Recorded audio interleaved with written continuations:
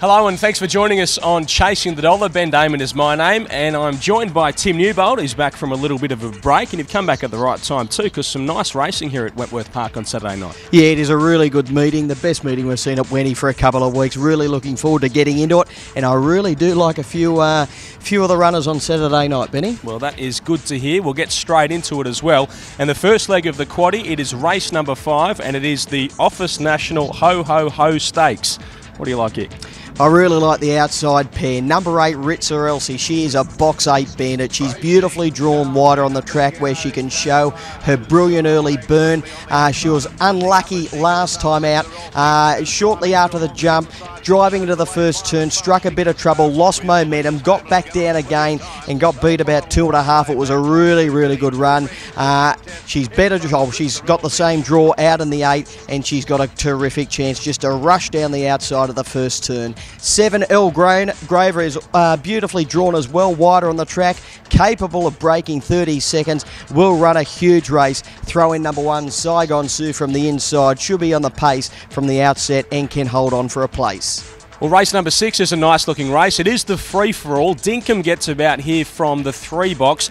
Fell last start, but do you think Dinkum's a chance of backing up and winning here? Yeah, he's got a great chance. And a really astute punter one day told me, Benny, always back greyhounds at their very next start after they fall. I have done it on a few occasions, and it has paid dividends. Depends how bad the fall is, I guess. Well, it does, yeah. Obviously, if it's a bad injury, you don't want to be on. But if they're racing a week or 2 or maybe 3 weeks later, you do want to be on. That is coming from a professional punter and a better punter than both you and I can assure you of that. We'll go with it. I think he's just got a great chance from the 3 alley because he's got moderate beginners drawn on either side. He can be risky at box rise, but then he does burn when he gets balanced up. He can run 29.8. I can see him rushing to the lead at the first turn or maybe into the back straight, and he'll be very, very hard to gun down. Number 3, Dinkum on top. 2, Sucker Punch. He's been a really good dog to us. He's well drawn over nearer to the inside. He lacks that genuine dash, but he is strong. He's got a big chance if he does find the rail at the first turn. And number 1, Tiffia. She's unbeaten from the rails alley, but she is a bit better drawn, I think,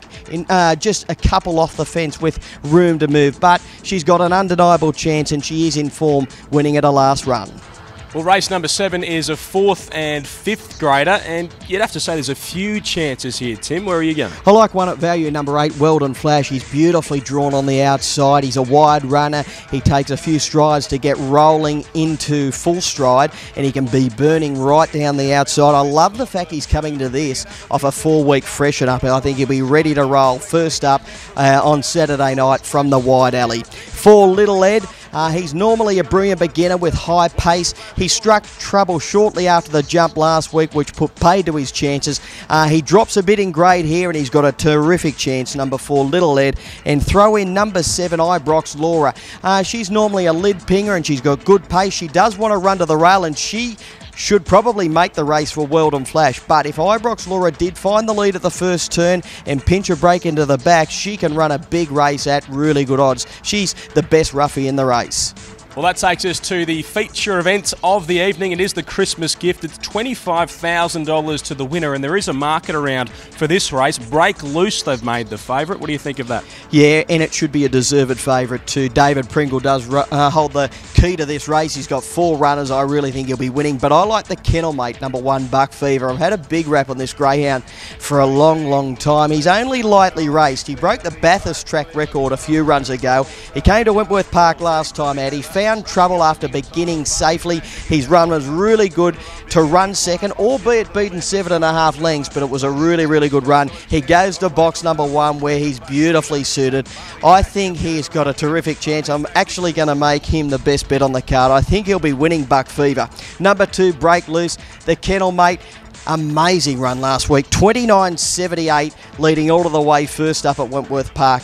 Can only be improved by the run, which is frightening. But as in saying that, I just think Buck Fever can run that time as well if he is on the bunny. I think the pair will fight it out. They really do have it between them from the inside alleys. The best roughie in the race is number 6, Left Field. This is a reliable beginner, good early pace, well drawn wider on the track, and if the inside pair happen to get into trouble, left field at $10, $11, $12 can run a cheeky race. All right, Tim, it's time to get your best bet and your best value. You just told us your best bet. It's in the feature. Yeah, really keen on Buck Fever from the inside alley, and the best value on the card, I think, is Weldon Flash in race 7.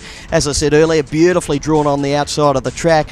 Love it coming into it fresh. I think he'll run a huge race. Well, we've still got a couple more weeks coming on Chasing the Dollar before we take that little break over Christmas, but we will have a show coming out on Christmas Day, so we're going to go through a few of the big runs of the year, Tim. Yeah, really looking forward to it, Benny. We'll go through and analyse a few of the feature races over the year.